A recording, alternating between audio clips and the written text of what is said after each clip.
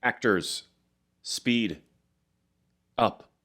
Hey everyone, I'm Matthew Cornwell with Get Taped here in Atlanta, Georgia, one of Atlanta's original audition taping services, which I co-own with my amazingly talented, beautiful wife and best friend, Brooke. She's selling hot dogs in her Invesco QQQ commercial. And now on to our topic.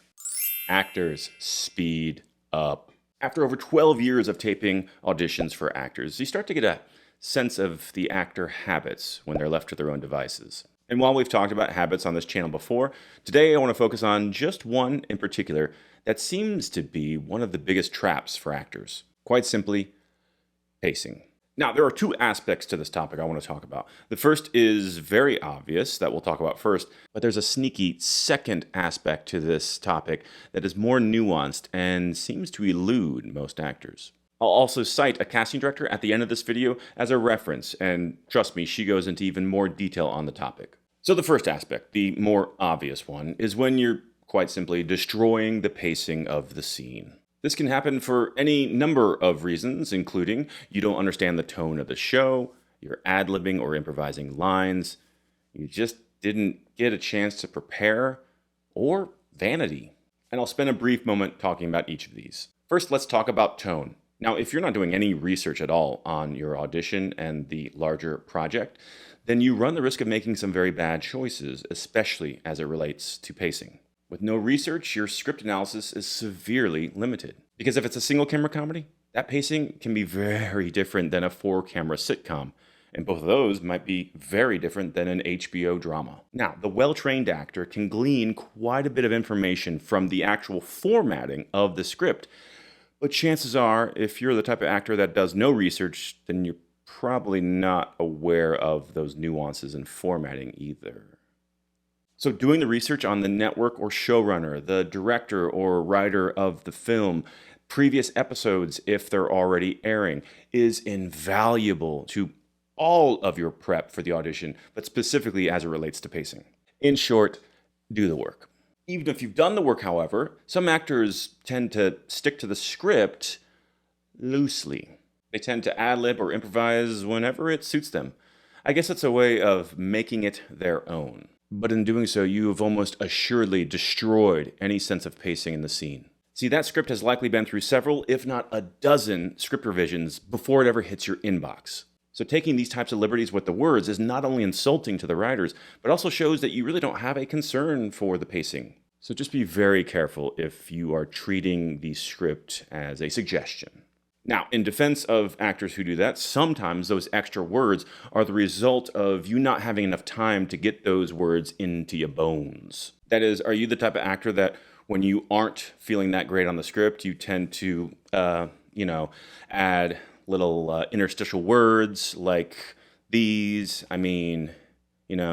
or do you sometimes repeat parts of sentences to buy time so you can think of your next line?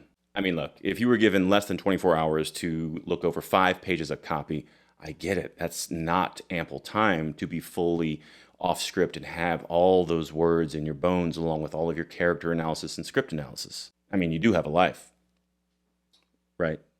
But even if you do have a good excuse for not having gotten those words into your bones, then this is the time to use your mad cold reading skills and just hold the script. And if you haven't mastered cold reading by now, then get thyself to a script analysis class right meow. If you neglect that part of your training, it's like a doctor never having taken an anatomy class. And if you're just choosing not to spend time getting those lines and that character into your bones, well then, that's your choice. But that is a skill that is within your control. So why not do the work? Why not get better? And the last reason you might be destroying the pace of the scene inadvertently is vanity. Quite simply, you want to be seen longer by casting. This might creep up in those co-star roles. You have 5 lines or less, it's less than 1 page of total dialogue, and you want to maximize your screen time in front of this casting director, especially if you haven't booked with them yet or it's your first time auditioning for them. And for all those reasons, it will backfire. Okay, so now that I've talked about the reasons that might be destroying the pacing in the script, let's switch gears to what I alluded to at the beginning of the video, which is the nuance of this topic that tends to be overlooked by most actors. And that's the difference between what pacing is appropriate for the audition versus what pacing will be appropriate when you shoot it on the day. You see, if you're actually really in tune with the project because of all that research you did and all that script analysis and character analysis, etc., then you might feel like you have nailed the pacing of this script. Which may be true, but your audition tape is just one single continuous take from one camera angle featuring one actor. You don't have the benefit of the other character's face, to put it bluntly. We hear the reader, yes, but we're only seeing you. Hooray, right? Sounds good. Going back to that vanity note. But the end result of the audition only featuring you, which it should, and no cutting to the other actor, is that the audition will feel like it's moving just a little bit slower. So yes, even though you discovered the perfect pacing for what the final version of this scene will be, in the audition tape, that same pacing will actually feel slower. The moral of the story is, even if you know with 100% confidence what the pacing of the scene is, try picking it up a little bit. In fact, a fantastic way to not only run lines but also explore the pacing of your scene is to run the scene with your reader with no air in between any of the lines. Not between any of your lines and not between your lines and the reader's lines. Take all the pauses out. That rapid fire version of the scene will not only test whether or not those words are in your bones yet, but you'll also be surprised almost every time you do this how often certain beats that you thought should be like this work when there's no beat at all. And if you start from that standpoint of no air in the scene whatsoever, then you let your killer actor instincts kick in to tell you when, yes, I have to take a beat right here. Otherwise, I can't make that emotional switch. Otherwise, I wouldn't logically see the other character walking in the door, etc. In fact, I teased a casting director reference at the beginning of the video, so let's get to that right now.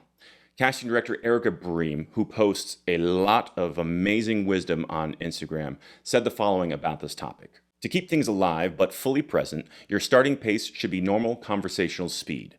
Pace is not static. It can and should change depending on the dialogue. So much yumminess in those silent beats. But if the entire tape is filled with silent beats, they lose their power. I felt weird saying yumminess, but I wanted to honor her words. Another great nugget is when she said pace is often set by the reader because they frequently have more dialogue than the auditioner. Give them the note to clip quicker than normal through their stuff. They don't need to take big beats between different characters or use voices. They need to move at slightly faster than conversational speed so that you, the auditioner, have the flexibility to do what you need/want. And by the way, in the same post, she also does mention that, yes, sometimes the pacing of an audition is too fast. But she clarifies that 99% of the pacing issues she comes across in audition tapes are that they're too slow. I'll link the IG post in question in the show notes below, and be sure to follow Erica on Instagram. Like I said, she doles out so much wisdom on such a regular basis. She's truly incredible in that regard. Okay, so hopefully you'll have some new motivation to experiment with faster pacing in your future audition tapes. Yes, you want to be seen. Yes, you wish you had 5 pages instead of 2 lines. But don't let vanity or a desire to maximize your time in front of that casting director cause you to make errors in judgment when it comes to pacing. Do the necessary research, prep as fully as you can, and then find the quickest pace that still honors the script. Questions, thoughts? Let me know in the comments below. That's it for now. Thanks for watching, and we'll see you on set.